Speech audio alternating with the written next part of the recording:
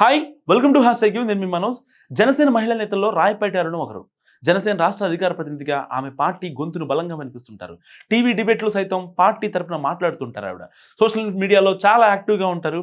అదే సమయంలో వివాదాస్పద కామెంట్లు కూడా చేస్తుంటారు ఆవిడ. గతంలో ఆమె చిరంజీవిని ఉద్దేశించి చేసిన కామెంట్స్ సంచలనం క్రియేట్ చేశాయి. సోషల్ మీడియాలో చాలా వైరల్ అయ్యాయి అప్పట్లో.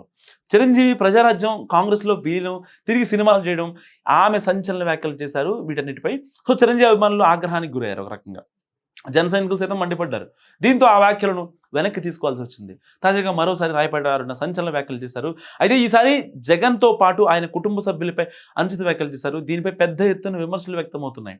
ఏపీలో వైసీపీ సోషల్ మీడియాపై పవన్ ఆగ్రహం వ్యక్తం చేస్తున్నారా అందరికీ తెలుసు. సో అప్పటి నుంచే వైసీపీ సోషల్ మీడియా కార్యకర్తలపై కేసులు కూడా ప్రారంభమయ్యాయి. అరెస్టుల పర్వం కొనసాగింది.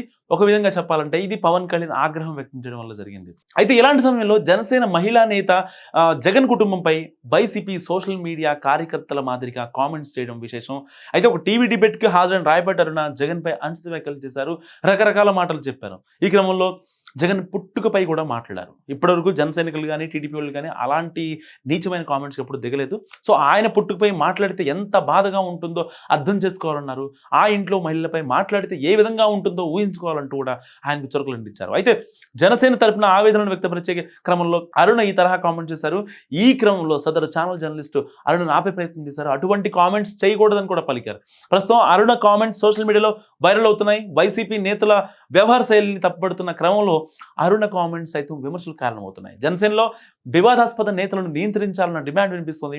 రాష్ట్ర వ్యాప్తంగా వైసీపీ సోషల్ మీడియా కార్యకర్తల అరెస్టులు జరుగుతున్నాయి. వందలాది మందిపై కేసులు కూడా నమోదవుతున్నాయి. ఇలాంటి పరిస్థితుల్లో చాలా జాగ్రత్తగా ఉండాల్సిన జనసేన శ్రేణులు వైసీపీని తప్పుపడుతూ సొంత పార్టీ నేతలే అలా మాట్లాడితే అది అంతిమంగా పవన్కు చేటు తెస్తుంది. అందుకే రాయపాటి అరుణ లాంటి నేతల విషయంలో స్పష్టమైన ఆదేశాలు జారీ చేయాలని జన సైనికులు చాలా మంది సూచిస్తున్నారు. లేకుంటే మాత్రం వైసీపీకి వచ్చిన అపవాదు జనసేనపై వచ్చే అవకాశం మాత్రం స్పష్టంగా ఉంది. సో మన నాయకత్వం ఎలాంటి నిర్ణయం తీసుకుంటుందో చూడాలి.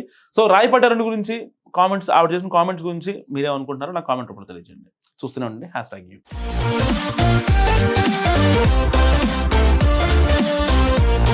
#.